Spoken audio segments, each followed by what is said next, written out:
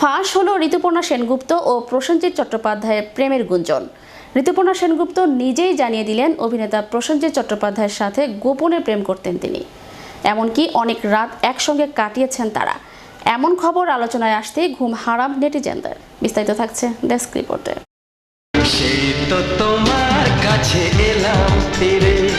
অভিনেত্রী ঋতুপর্ণা সেনগুপ্ত ও অভিনেতা প্রসেনজিৎ চট্টোপাধ্যায় ৩ দশক ধরে পশ্চিম বাংলার চলচ্চিত্রে রাজত্ব করেছেন।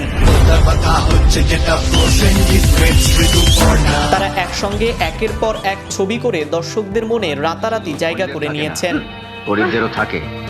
এখন সে কারণে তাদের সম্পর্কের সমীকরণ নিয়ে বরাবরই ছিল আলোচনা। অনেকেই বলেন উত্তম কুমার ও সুচিত্রা সেনের পর বাংলার জনপ্রিয় জুটি প্রসেনজিৎ চট্টোপাধ্যায় ও ঋতুপর্ণা সেনগুপ্ত। কোথাও গিয়ে কি এই জুটির সমীকরণ শেষ হয়ে গেছে?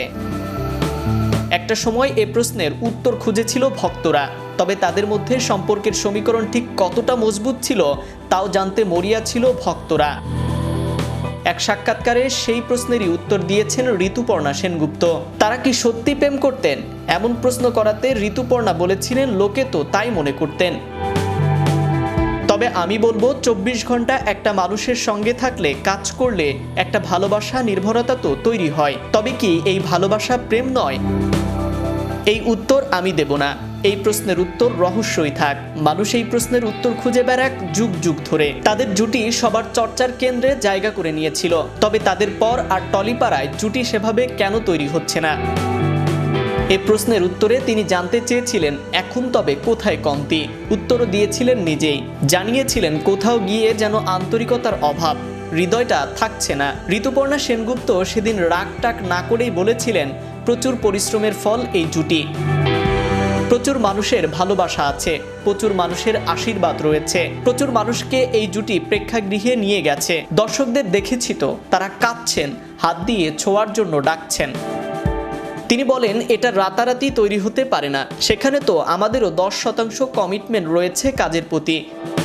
শুধু কটা হোর্ডিং, কটা পোস্টার তো সীমাবদ্ধ নয়। কাজের প্রতি ভালোবাসাটাই আসল। এত বছরেও এই কমিটমেন্টটা কখনো নষ্ট হয়নি। এই জুটি ভেঙে যাওয়ায় কি জীবনের শূন্যতা নেমে আসে ঋতুপর্ণার? না, সেভাবে নয়। তবে সংগ্রামটা ছিল। ঋতুপর্ণার কথায় সংগ্রাম আগেও ছিল, এখনো রয়েছে।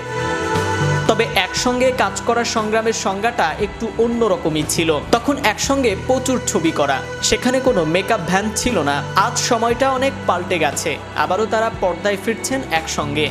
আবারও একই ফ্রেমে জুটিতে পাওয়ার খবর সামনে আসতেই আলোচনার তুঙ্গে। অযোগ্য ছবিতে আবারও তারা একসঙ্গে কাজ করতে যাচ্ছেন। নাইম আহমেদ, চ্যানেল ইউরোপ, বিনোদন ডেস্ক।